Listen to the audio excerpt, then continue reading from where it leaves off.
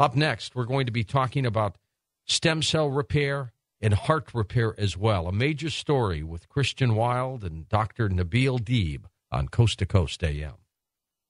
And welcome back to Coast to Coast. Christian Wilde, you all know him, author, researcher. He has devoted part of his life to helping others avoid health issues. Christian became aware of his own non-cholesterol-related heart disease, which inspired him to help others. Here he is. Christian, welcome back, my friend. How are you? Oh, it's nice to talk to you, George, after hearing that earthquake information. I think I want to run out and rent a U-Haul. Well, I'm coming back to L.A. pretty soon, and it's to happen when I'm back, I guarantee it. And Dr. Nabil Dib is the president of the Heart Sciences Center and director of cardiovascular research at the Mercy, Gilbert, and Chandler Regional Medical Centers. Here he is on Coast to Coast. Welcome to the program, Doctor. How are you? Good evening. Good. Kristen, tell us a little bit about the relationship with Dr. Dib here. Well, Dr. Dib is a scientist and a gentleman. I owe him a lot. He is a mentor. He has been open to me. Incidentally, we just filmed Dr. Dib.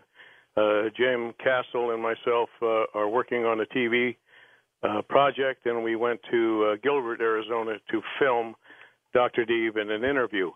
When the final chapter is written on heart failure, and it's not that far away. As we talk tonight, George, there are 22 million people dying of congestive heart failure.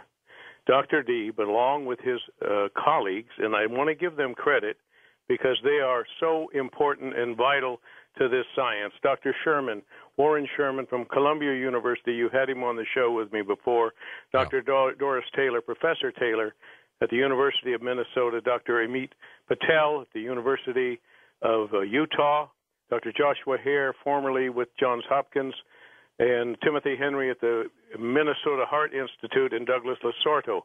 All of these gentlemen have contributed to miracle stem cell heart repair, and they stand on the brink of a procedure that they have worked on for several years that is showing absolute tremendous success.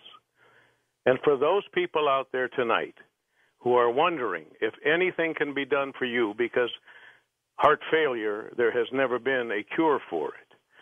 And yet, George, on your show, from your audience, people who have gone through the therapy have recovered from near death to recovery in a one-time procedure that Dr. Dib has pioneered.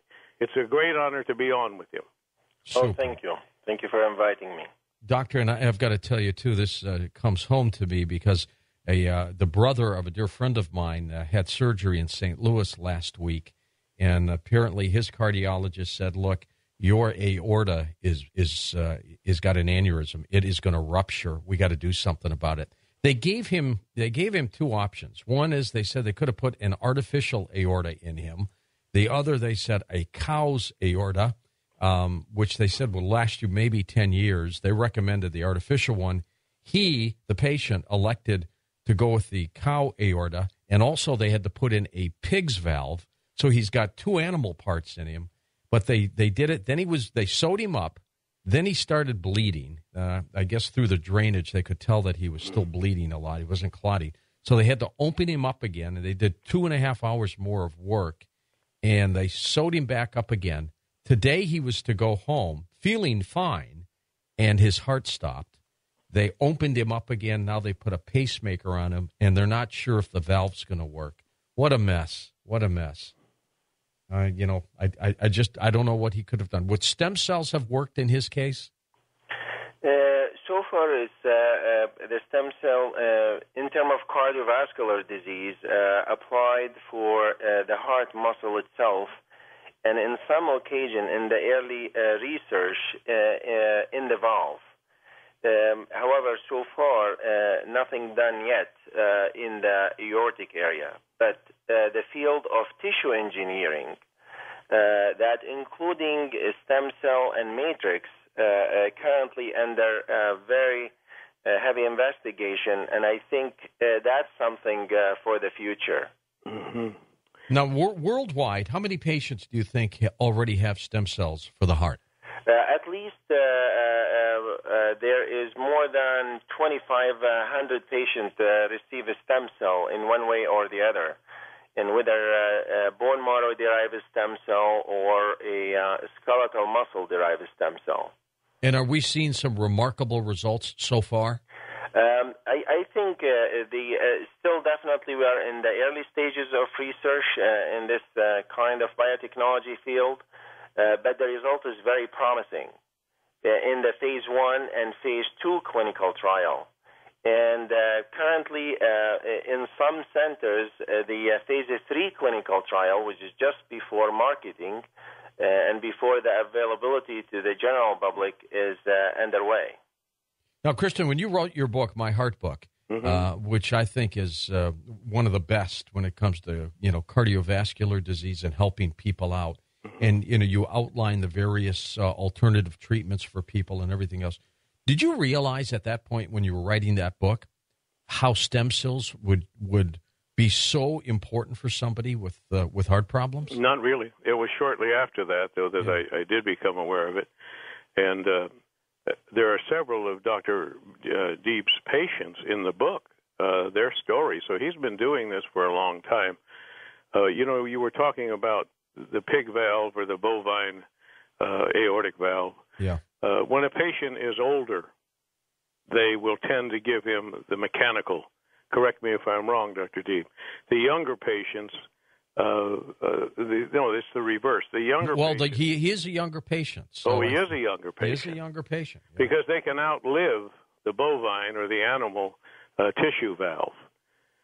So that's a concern when they give you the choice. Yeah, they told him. They told him specifically. They said, if you take the animal valve and the animal aorta, we're going to have to do this again in about 10 years. That's the point, yeah. And that's very, very interesting because that's correct.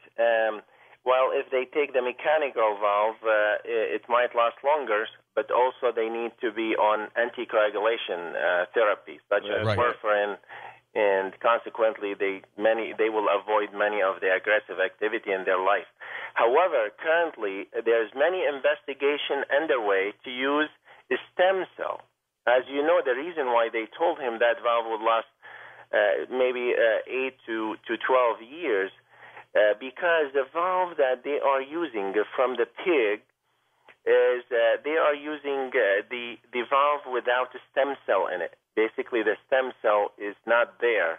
While currently there's investigation, and there's some centers such as Professor Yacoub, who work with us on many projects, have discovered the stem cell that kind of produce the valve material.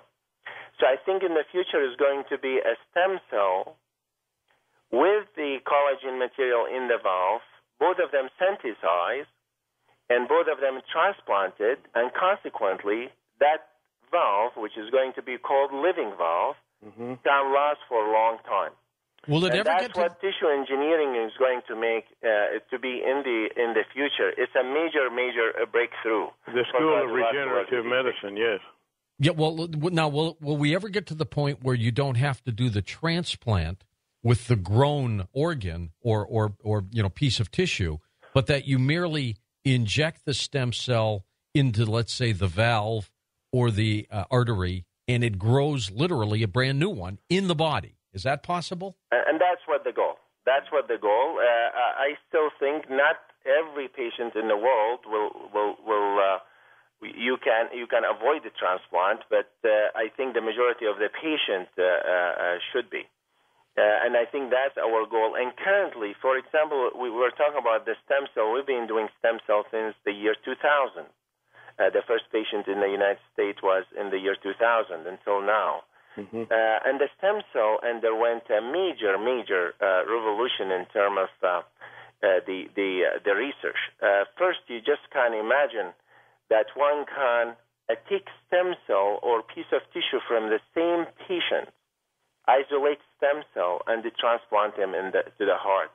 And those stem cells could be taken from skeletal muscle or could be taken now from the bone marrow. In the early stages of research, we were able to take them from the skeletal muscle.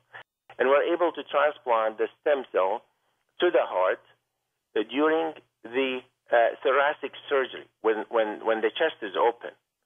And then and in the year 2002 demonstrated that the stem cells survive in the heart and make a new tissue.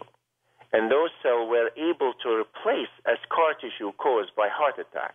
That's one of the first major finding in the science in terms of the stem cell. That's one of the dramatic things. Theoretically, if a person dies from old age, let's say the person's in their 90s, their organs are still working well, everything's intact, they don't have cancer, but they just die. Why do they die? Does the heart just merely stop at that point? Actually, yes, it does. In the end, the patient died because their heart stopped. But could be many reasons for the death, many other organs, not only the heart. But the heart is one of the organs. But finally, the heart has to stop for the patient to die. Okay, if we had stem cells, would the heart muscle theoretically be like it was when it was 15 or 20 years old, even in a 90-year-old? That's very interesting. Very interesting questions. And the question has been asked many times. I think it's difficult to answer, but clearly now the tendency is, I was just going to, talking about the development, what happened in a stem cell, but currently, instead of taking the stem cell from every patient and transplant it to the same patient, with the discovery of certain kind of stem cell in the bone marrow, one can transplant those cells from one donor. One can obtain a treatment of stem cell to treat 10,000 to 15,000 patients. Oh my gosh! One donor. So now you can imagine you take a stem cell from 24 years old, and you can transplant them to 70 and 80 years and 90 years old. Without rejection? Without a rejection. So far, we completed the phase 1 clinical trial in the United States with 60 patients, and so far we did not see evidence of rejection. That's amazing. We'll be back in a moment. We'll talk about how stem cells will affect healthcare as well.